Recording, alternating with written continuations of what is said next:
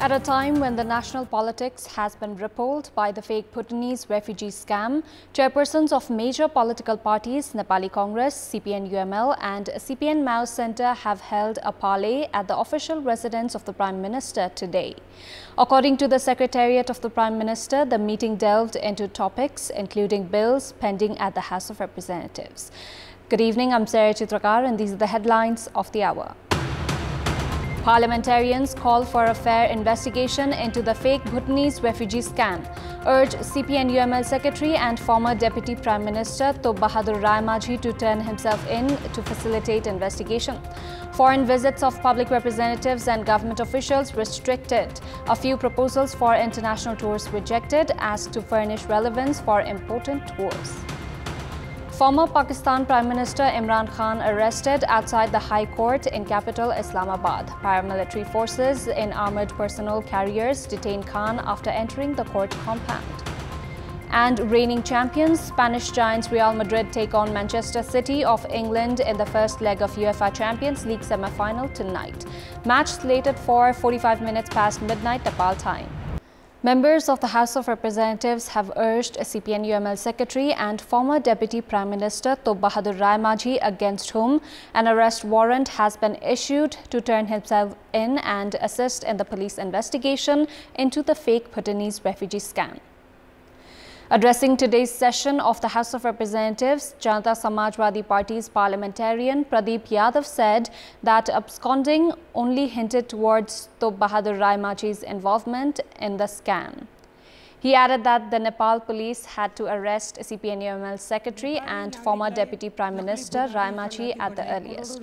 Parliamentarians also called for actions against everyone involved in the fake Bhutanese refugee scam and expressed concern towards the effort of those involved to protect each other. Nepali Congress General Secretary and a member of the House of Representatives Bishop Prakash Sharma said that the state should implement a policy for strong actions against those involved in corruption. Urging to conclude the scam with required procedures, Sharma called for ensuring that actions were taken against the guilty while those not involved were not dragged into controversies. Addressing the 0 hour of the Parliament session, other members of the lower house drew the government attention towards issues of public concern, including roads, bridges and health facilities, among others. Meeting of the CPN-UML Secretariat is slated for today. Main opposition at the House of Representatives, CPN-UML has called its Secretariat meeting to set agendas for its Central Committee meeting slated to begin on the 11th of May. According to UML sources, the Central Committee meeting will be held for 3 days at the party office in Jaisal. The meeting is to assess the November 20 general elections and the mission grassroots conducted by the party. According to one UML leader, the meeting will also discuss on Party Secretary Tob Bahadur Raimaji and a member of the Advisory Council Indrajit Rai, who have been alleged of involvement in the fake Bhutanese refugee scam. Senior leaders of the 3 major political parties have held a parley for 1.5 hours earlier today. Prime Minister and CPN-Mao Center Chairperson Pushpa Kamal Dahal, Nepali Congress President Sher Bahadur Deuba and CPN-UML Chairperson KP Sharma Oli held a dialogue at the Prime Minister's official residence in Balwatar earlier today. The Constitutional Council had unanimously recommended the name of Hari Krishna Karki for the post of Chief Justice yesterday. A parliamentary hearing committee must be formed to endorse the recommendation for Karki's appointment as the Chief Justice. Likewise, the bills related to Constitutional Council and Transitional Justice is pending in the Parliament. The citizenship bill that was passed on 2 occasions by the previous Parliament too has remained stranded. The Prime Minister's Secretariat has said that today's meeting dwelled on the bills that are pending at the Parliament and the upcoming budget, among other issues. The Ministry of Federal Affairs and General Administration has begun restricting foreign visits of local-level public representatives and government staff. The ministry has directed the local-level public representatives and government staff to refrain from visiting foreign countries and has rejected proposals of a number of public officials. The ministry has rejected the proposals of Fatanglung Rural Municipality of Taplejung for a visit to the United States of America and Dhunibesi Municipality of Thading for a visit to Germany. Likewise, the ministry has decided to inspect the relevance of the proposals submitted by the local representatives of Simikot Rural Municipality of Humla and Jagdulla Rural Municipality of Dolpa for Australia visit and Solukhumbu's Soludud Kunda Municipality's proposal for visit to the USA. The ministry has also been inspecting Kathmandu Metropolis's proposal for the UK visit. Issuing a circular, the ministry had earlier directed the district coordination officers and public representatives to avoid making unnecessary foreign trips and prove relevancy if required.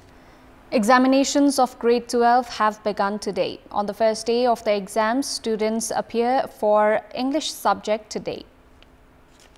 According to the National Examinations Board, a total of 467,816 students are appearing for the examinations. In the examinations being held at 1,457 centers across the country, the highest number of 60,000 students are appearing in Kathmandu, while the least of 14 are attending their exams in Manang. As the question papers were sent via email half an hour before the examination, the exam was delayed at centers with a high number of students. According to the examination controller, Krishna Prasad Sharma, exam was held in a peaceful manner throughout the country on the first day today. Sharma added that a total of 50,000 human resources have been deployed for the exams of grade 12 that began today and will conclude on the 19th of June. Impact of climate change has begun surfacing in the mountainous region of Nepal. Local residents of the mountainous region have begun growing concerned towards inadequate snowfall during winter, reduction in agricultural production, and change in duration of winter and summer seasons. Stakeholders have called for clarity at the policy level to curb the impact of climate change on the environment. Discussion regarding climate change and the status of tourism has been held for the first time at the Foksundo Lake of Dolpa. Deputy Speaker of the House of Representatives Indira Rana Magar and a team of experts have held talks with the local residents regarding climate change and tourism promotion. Stakeholders have said that it is important to draw the government attention to address the issues related to climate change. The local leadership has also appeared concerned towards the impact of climate change in the region, which has great tourism prospects. 210 victims of loan sharks have registered their complaints at the District Administration Office in West Nawalparasi. Registration of complaints by the victims against loan sharks have begun after the District Administration Office established a help desk. According to Chief District Officer Bishop Prakash Aryal, the victims can register the cases until the mid of May and the data would be recorded through the online mechanism as well. Prior to this, the problem was not resolved because of absence of required laws. The collected grievances are registered at the Commission for Investigation of Inappropriate Transactions. Time now for our segment, Public Pulse, where you text us with your opinion. Public Pulse. Here's the question: why have the farmers not benefited from the research works of the Nepal Agriculture Research Council? The options are A, lack of information, B, lack of trust and reliability, and C, no coordination. Voting is on. Tap any WS, select your option A, B or C and send it to 34001 to share your opinion with us. Time now for international update.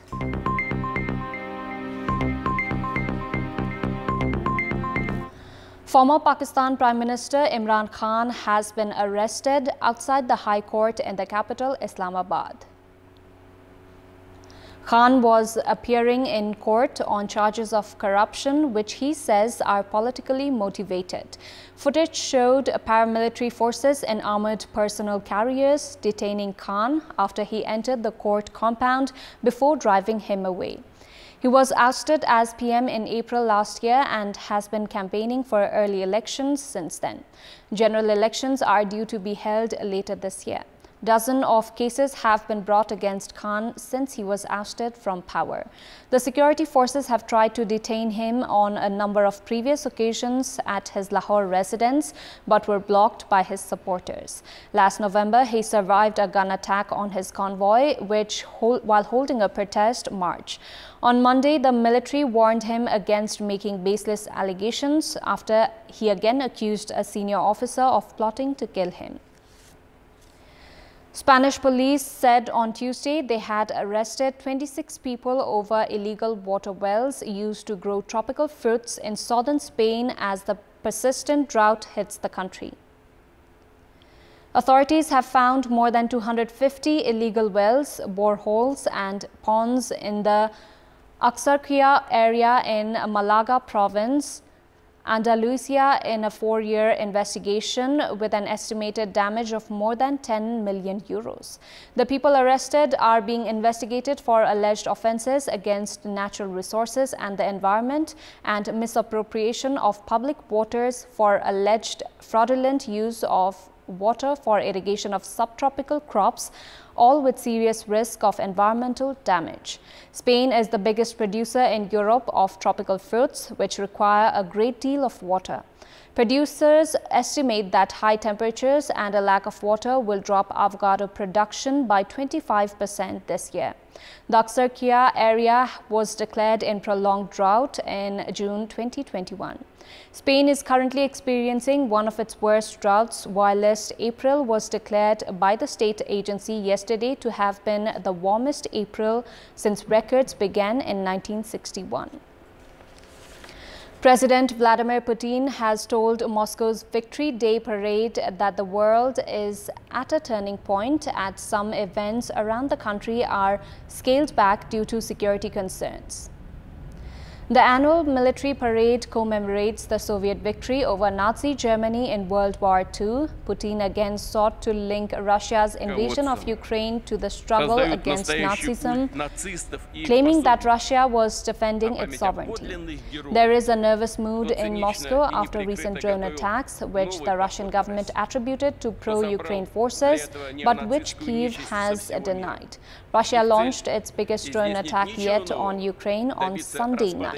Meanwhile, Ukraine, along with the rest of Europe, is celebrating Europe Day, which is aimed at promoting peace on the continent.